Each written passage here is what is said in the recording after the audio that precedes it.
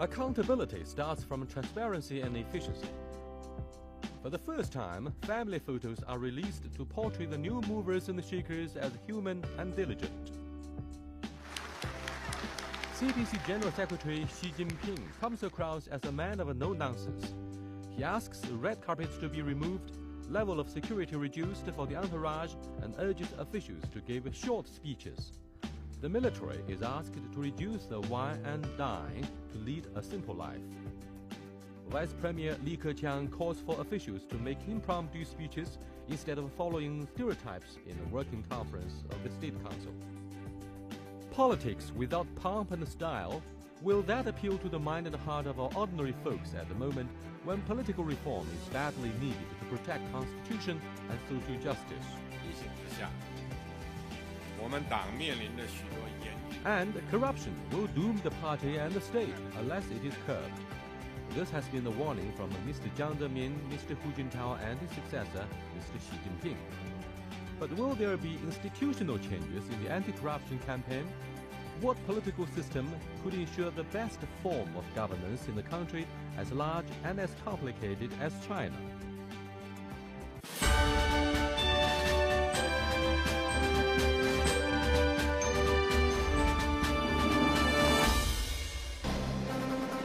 Hello, I'm Yang Rui. In this chapter of our New Year special series, we will discuss the sensitive issue of political reform.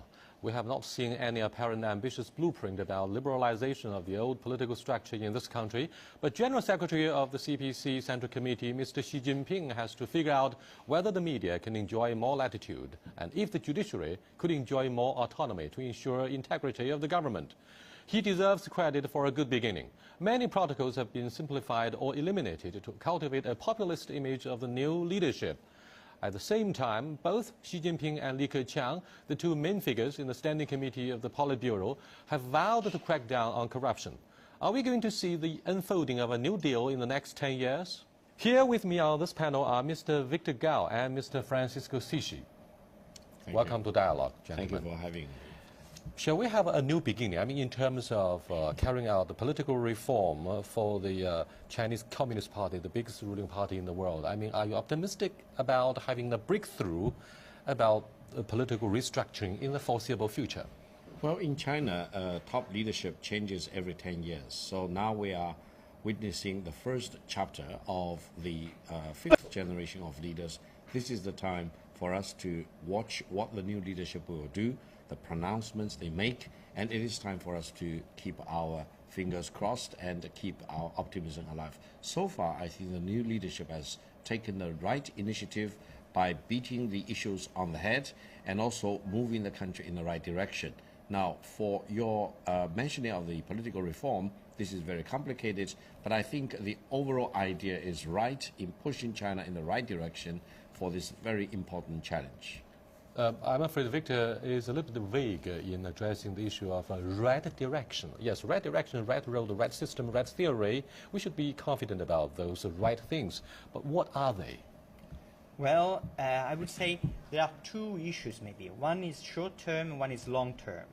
I would start with the long term, which is in a way far away, but I think we should be clear about where to go.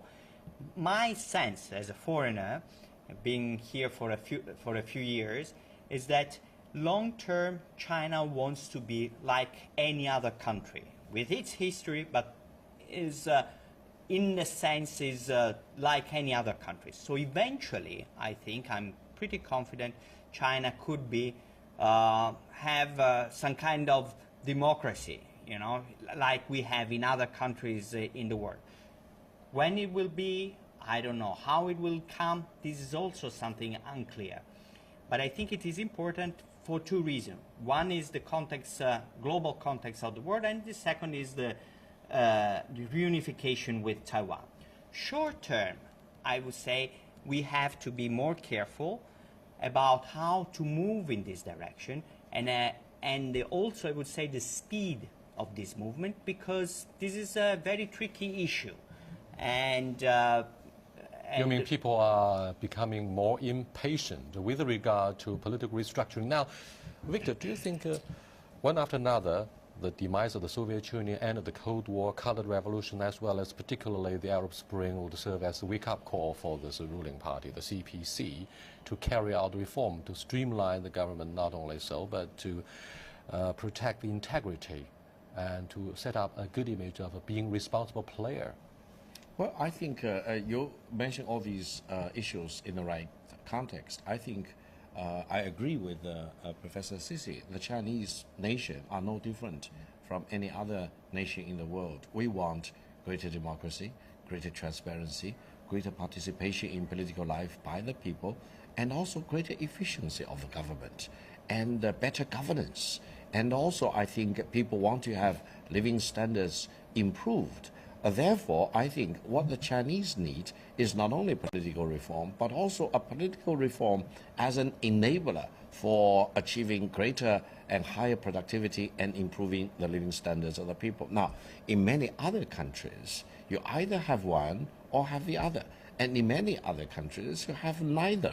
And I only think in very few countries where you will have, higher level of democracy and also higher economic growth rate and people having increasingly better living standards. So the challenge for China is unique, given our circumstances, given our desire for greater democracy, but also for better living standards. How to reconcile these two is the challenge going forward in the next 10 years. For decades, since the beginning of our modernization drive in the late 1970s, we've been talking about the uniqueness of the Chinese national conditions. In Chinese, it's called 国情, and many people are getting tired of the stereotyped use or wording of such expressions in shaping a political future of China. What do you think of the 国情? Sizable population, a long history, one-party system. What does that mean for 国情? You need to have a clear definition about this before we figure out what should be done in the next. I think also what is also interesting is this 国情, the situation of the country, I would translate that, is changing. The situation of the country 30 years ago, 40 years ago, was different from what is now. I think this is also a very important issue. We are moving the goalpost, fortunately, in China. Moving the situation 30 years ago is different from moving the situation now. So, yes, we have... And I'm afraid the latest development regarding 国情 is the rise of a very demanding middle class. Exactly. Traditionally, the rise of a middle class when per capita income of a developing country reaches over $5,000, then their political participation is expected to be broadened as a result. Do you think that the same logic would hold water in China? Of course. I think a rising middle class will demand a greater participation in political life. There is no denying about that. And also they are better educated. They have greater expectation of themselves as well as for the ruling party and for the nation. So there is no denying of the fact that the government and the party need to do whatever they can to accommodate an increasing list of demands from the middle class. However, if I come back to your question before, I would say, as a general rule of principle, nations are shaped by their geography, by their resources, by their natural conditions and the circumstances they face, as well as they have this historical heritage of their traditions, their cultures, their religious beliefs, etc. There is no denying that nations are different in many different ways. But does that mean that nations will need to have very, very different political systems? In many countries, in Europe, for example, more or less their political systems are very, very similar, if not alike. But whether the Chinese political system today and going forward 1 decade, 5 decades, 1 century later should be exactly identical to any other country in the world. That's the issue we need to think carefully. I personally think whatever we do in the future, the Chinese system will have its very own uniqueness. There is no deny and no going away from this fundamental principle. Hopefully, most of those middle class members would refuse to be the silent majority. What does that mean? Does it mean that they would say, now let me tell you a story that happened to me personally back in 1997 when I was in Hong Kong to cover the handover ceremony. I interviewed a a good-looking young man. I'm not sure he's a young man, but in his middle age. I asked him whether he cared a lot about what the future might hold after the handover ceremony. He said, I would not care about what the political system would be like, so long as I'm allowed to make money. Now, Hong Kong has been under the colonial rule of Great Britain for many, many years, for 150 years.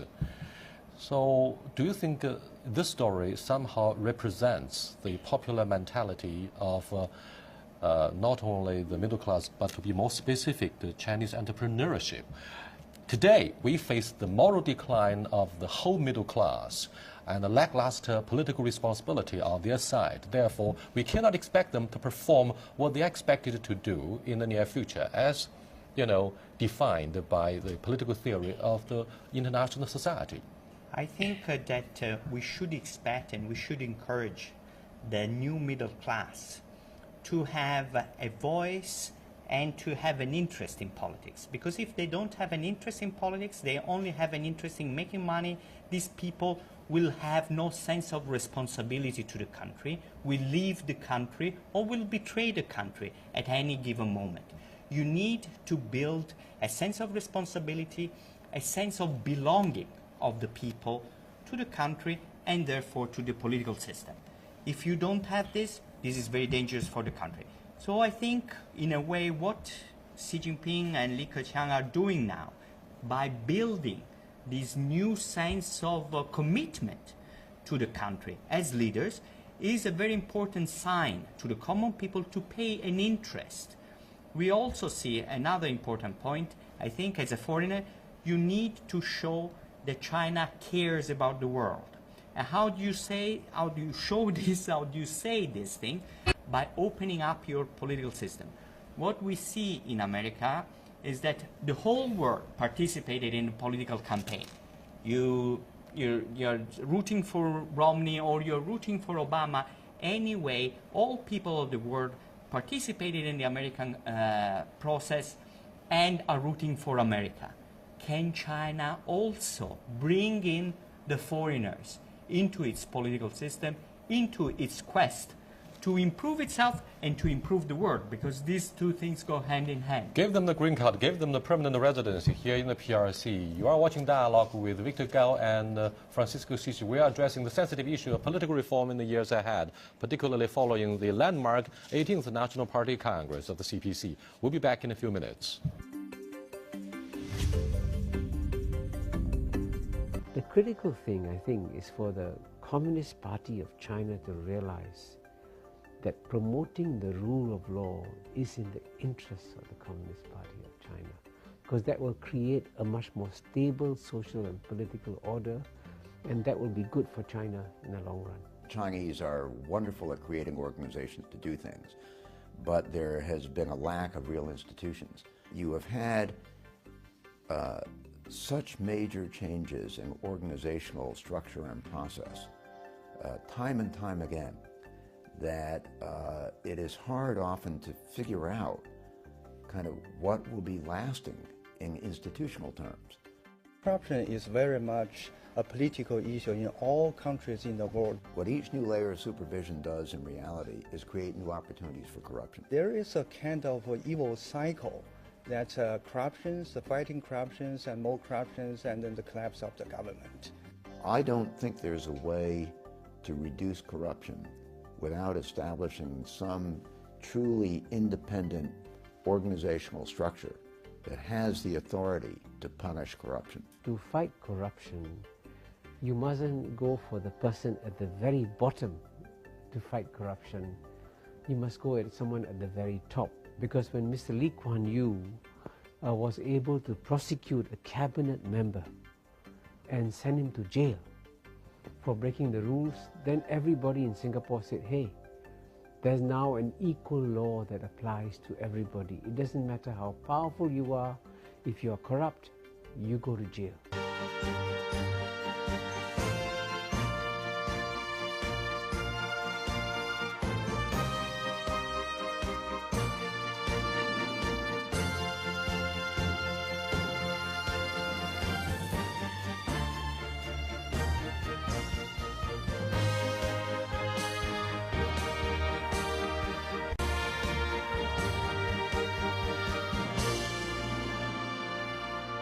Welcome back. What do you think of the disillusioned sentiments about the middle class? Do you expect them to play a larger role? There is no denying of that, and it is inevitable that the middle class, which is growing larger by the numbers as well as by the wealth they command, will need more active participation in political life. The one-party system in China has to deal with this. They need to maintain political stability, which is very important and indispensable for continued economic development, but also they need to encourage political diversity. A more participation will mean people having different voices, people have different ways of expressing themselves. In theory, that's sure, that's for sure. But how shall we carry out a combination of diversity and unity? Now, we have basically two kinds of democracy: consultative democracy and competitive democracy. If you look at the multi-party democracy in industrial nations like the US and the European countries, then you have very strong opposition parties. Then the next that might happen is the very slow, poor efficiency of economic reconstruction. And that's something that we should not do. We should not repeat. And can we have the possible welfare policies as practiced for years in the old part of Europe? No, definitely not. That has led to the sovereign debt crisis, the fiscal budget deficit. Now, given these consequences, what kind of democracy should China practice? Now, some scholars, like Professor Zhang Weiwei from Fudan University, he's traveled to over 100 countries. He came up with the idea of governance instead of talking about meritocracy, democracy, or autocracy. What's your take? I think that we should make things simple.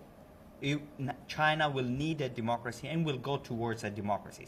It will be, I would agree, not the same as other countries, but more or less. Now, what I think also is that the path to that goal has to be treaded very carefully. This is because we don't want the destabilization of China, not only for the China's welfare, but also for the world, for the rest of the world, because it will be a huge disaster. Now, how to move to that goal safely and steadily, I mean, this is a very difficult task. I think as the For example, can the media enjoy more latitude? Of course. I think Let's look at the social media. Yeah. Now, I think a greater participation means people need to participate more, media need to have greater freedom, and more or less unrestrained access to information and unrestricted channel of communication. And also, in China's context, in particular, media has a particularly important role to serve as a check and balance, because more recently, many scandals, corruptions committed by high-ranking government officials were actually exposed on the internet and by social media. So the ruling party need to encourage them to play a positive role. But Look at this, Victor and Francis. Put yourself into the shoes of the senior government officials regarding disclosure of their assets. Now, as the very first step to win back the respect of the population, you need to tell people honestly how your wealth has come.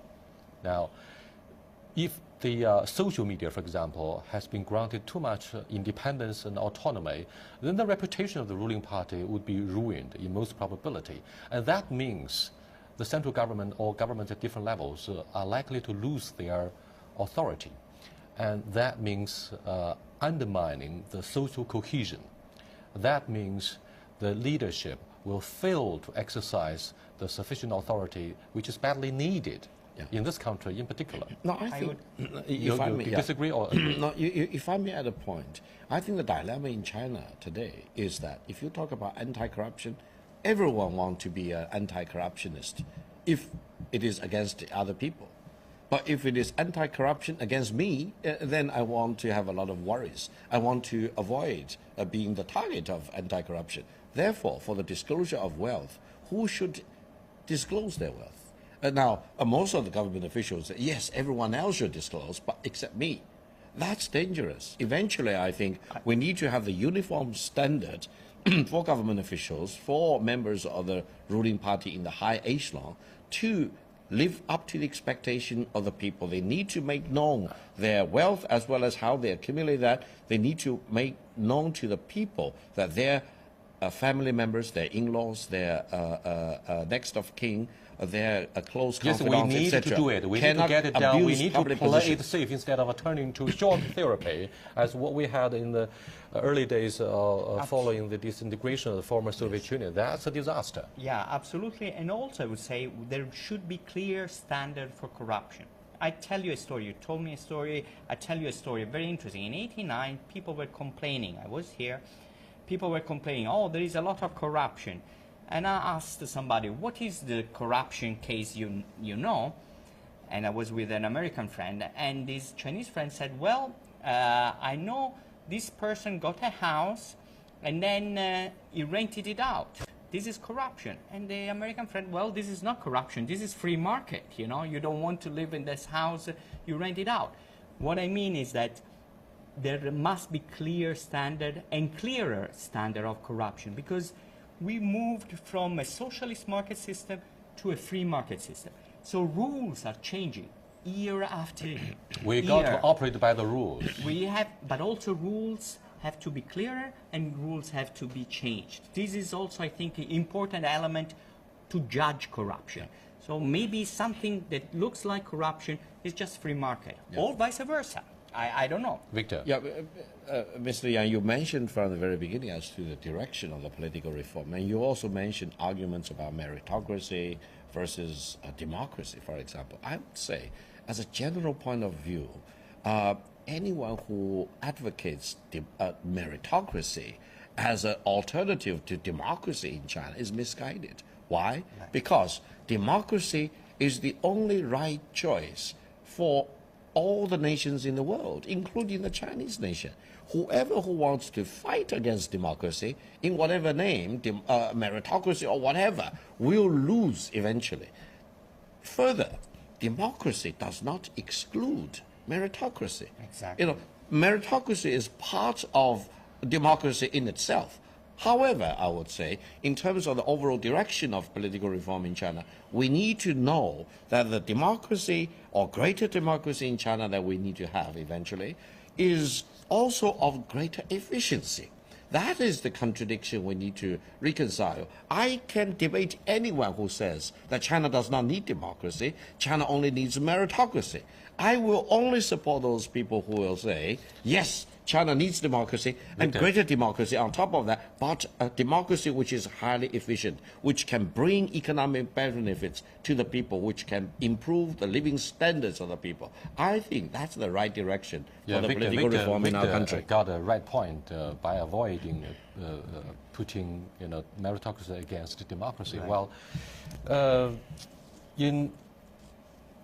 let's look at say how to maintain a clean government. When we look at disclosure of assets, that might probably lead to a massive exodus and biggest scandalous escape by government officials. They want to immigrate, they want to escape from legal punishment. Now, what about the possibility, because that's the suggestion by some of the scholars, to pardon those who were sinned, who illegally collected wealth in the early stage of the Chinese modernization program? They should somehow have been forgiven. Were they able to declare assets honestly? I think this is very important, because some kind of amnesty. I remember we discussed about these things some years ago with some friends from China and from Italy. And I think this is very important. Why? Because rules of the economy were not clear and are not clear. Somehow, someday, China needs to draw a line and say what happened in the past is the past. What happened in the future will be judged differently. Because otherwise the past will always be a black hole. You need, if you allow me, sometimes, like in the Christians, to forgive the past sins, to let bygone be bygone. Otherwise, it will always haunt the future of China. There's no question Francisco, that Scandinavian countries as well as UK, for example, deserve credit for maintaining their clean government. But what about Mr. Silvio Berlusconi? He's going to make a political comeback. Now, Italian politics is said to be very corrupt, and yet it's a democracy. So what lessons can we draw or inspirations can we learn from a European country like Italy? I mean, democracy is not the solution for everything. I'm not the guy who worships democracy as it is better. I agree with what Victor said. We have to move towards more efficiency, more meritocracy and democracy. The various elements have to be together.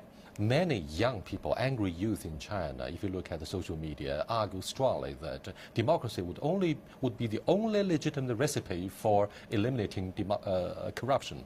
What do you think of their concerns? I would say that kind of conclusion is a little bit too naive. I would say corruption is very much in the human nature. If there is not enough supervision and if there is not enough discipline and legal consequences, we'll tend to be corrupt.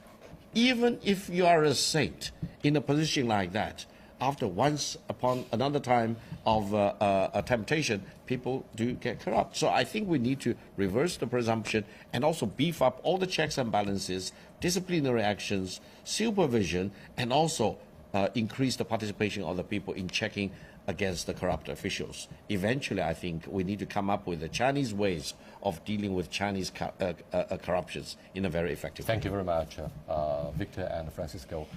The new generation of CPC leadership comes under mounting pressure to deepen the reform for the SOE sector and the political system. China cannot and will not copy Western democracy due to the size of the country and population, but can it respect some of the universal values and earn respect for its trailblazing domestic reforms? We have been studying the flawed welfare capitalism in Europe, the unbridled Wall Street model, the colored revolution, and the chaotic Arab Spring very closely. We put prosperity ahead of a radical therapy of the political system and experiment step by step. But can we sustain what we have achieved should we remain defined about social liberalization when the demanding middle class is rising so fast? Our program will continue its policy discussion and welcome your warm participation in the new year. I'm Yang Ren. See you next time. Bye for now.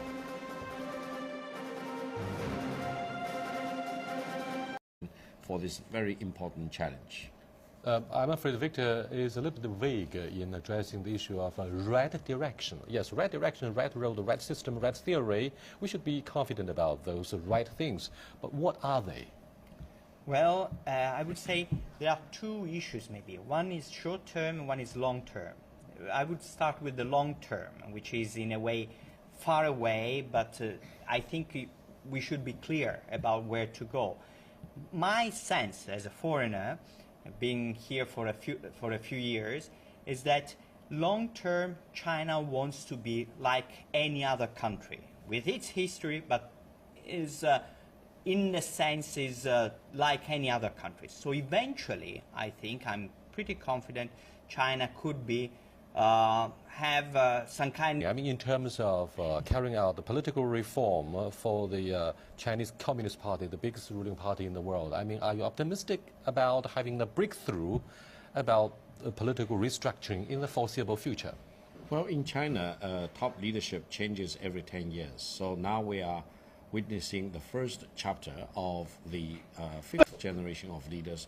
This is the time for us to watch what the new leadership will do, the pronouncements they make, and it is time for us to keep our fingers crossed and keep our optimism alive. So far, I think the new leadership has taken the right initiative by beating the issues on the head and also moving the country in the right direction. Now, for your mentioning of the political reform, this is very complicated, but I think the overall idea is right in pushing China in the right direction.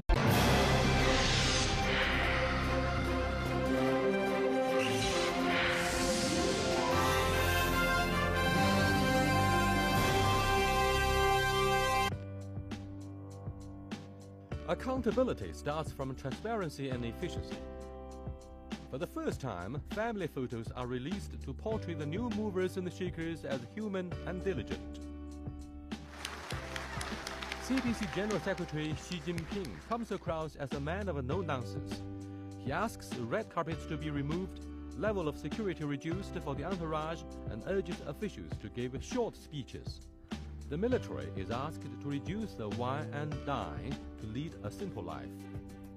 Vice Premier Li Keqiang calls for officials to make impromptu speeches instead of following stereotypes in the workplace. In this chapter of our New Year special series, we will discuss the sensitive issue of political reform. We have not seen any apparent ambitious blueprint about liberalization of the old political structure in this country, but General Secretary of the CPC Central Committee, Mr. Xi Jinping, has to figure out whether the media can enjoy more latitude and if the judiciary could enjoy more autonomy to ensure integrity of the government. He deserves credit for a good beginning. Many protocols have been simplified or eliminated to cultivate a populist image of the new leadership. At the same time, both Xi Jinping and Li Keqiang, the two main figures in the Standing Committee of the Politburo, have vowed to crack down on corruption.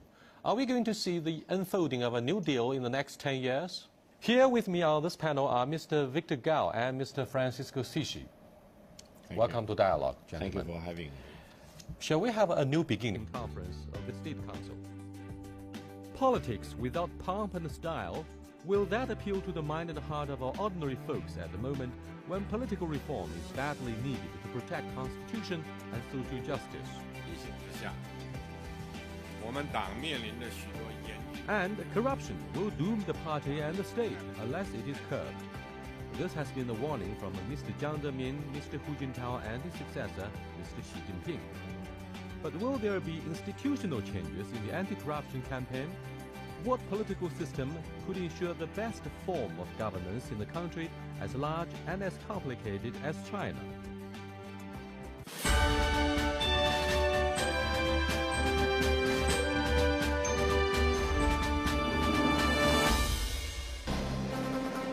Hello, I'm Yang Rui.